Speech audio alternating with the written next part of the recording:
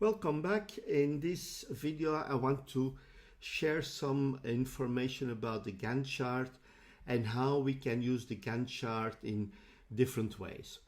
And when we look at the, let's say, the Gantt chart on itself, when we do a calculation, we've seen that we can have early start and early finish times for activities. We can also find late start and late finish times for the activity. So basically we can create two Gantt charts, one in early start and one in late start position.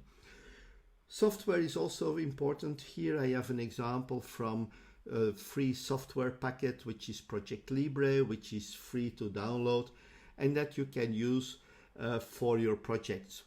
We look also at the use of Gantt chart and putting the resources there. We look at the cost and also the Gantt chart and how we can use it for project schedule follow-up. Let's have a look at the Gantt chart in early start. Here we have some information about the project. It's a project I've shown in the previous video. So for every activity we have the early start and the slack. And in bold red I have indicated the activities that are basically on the critical path. So let's say for A we have the green and the slack, so 2 periods. The light green is the slack. For B we have 4 periods, we put it in red and of course it's on the critical path, there is no slack. C is after A and it has a duration of 3 and a slack of 4 periods. D is also after A and has 2 periods as duration and we have 5 periods for the slack. Then we have the activity E, which is a red activity, it's on the critical path.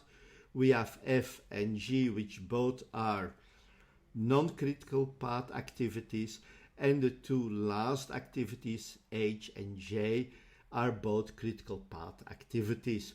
So we see the green activities are not on the critical path and the red activities are on the critical path.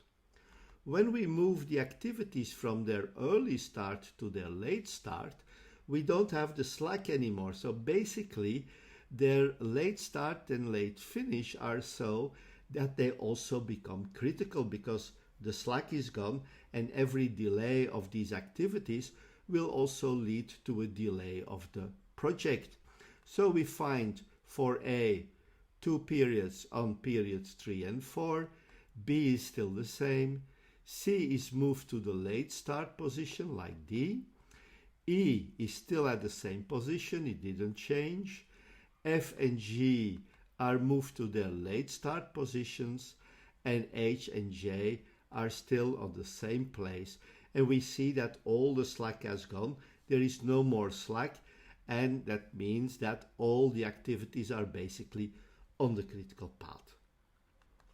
Like I said, we can use software, ProjectLibre or some other software.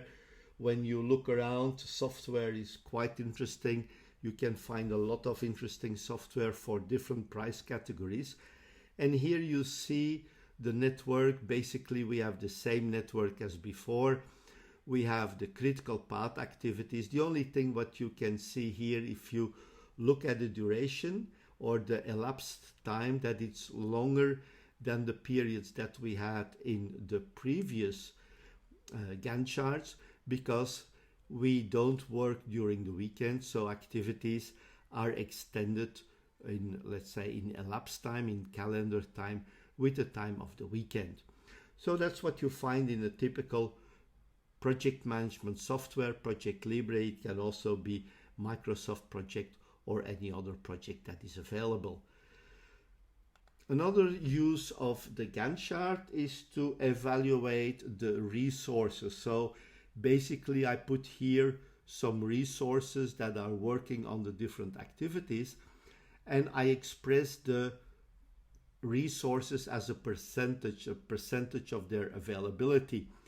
And we see for A and B in period 1A, the resource is working 75% of the available time, on B 45%, and you may say, why do we have this here?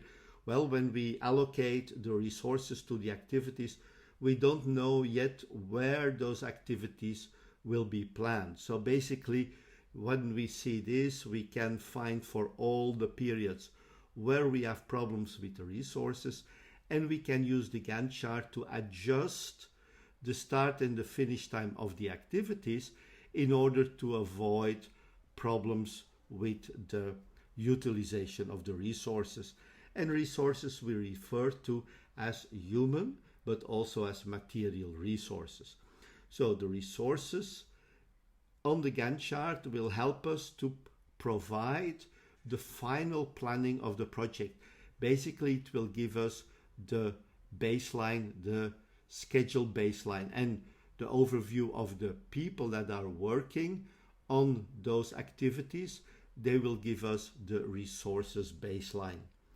We can also put the cost in the Gantt chart. So for every activity, we can add the time cost, the unit per time cost, per day cost, and calculate the cost per period, which we call the time-phased budget, and the cumulative budget. Later we will see that this will bring us what we call the S-curve. This is the step where we create the cost baseline, because here we will use the Gantt chart in the planned start position. It means the actual start and finish times of the activity after we resolved all resource conflicts.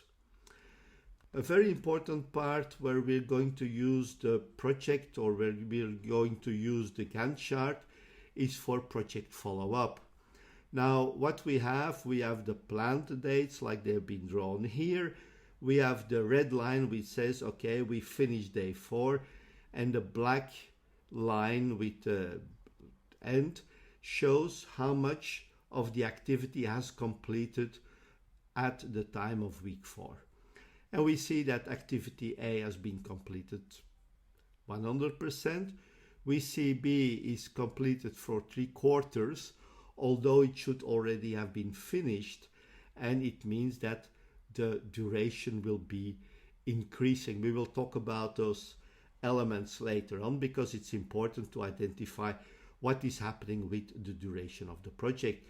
The same for C, which is very interesting. We see this is a critical path activity, but we see that it's in fact performing better.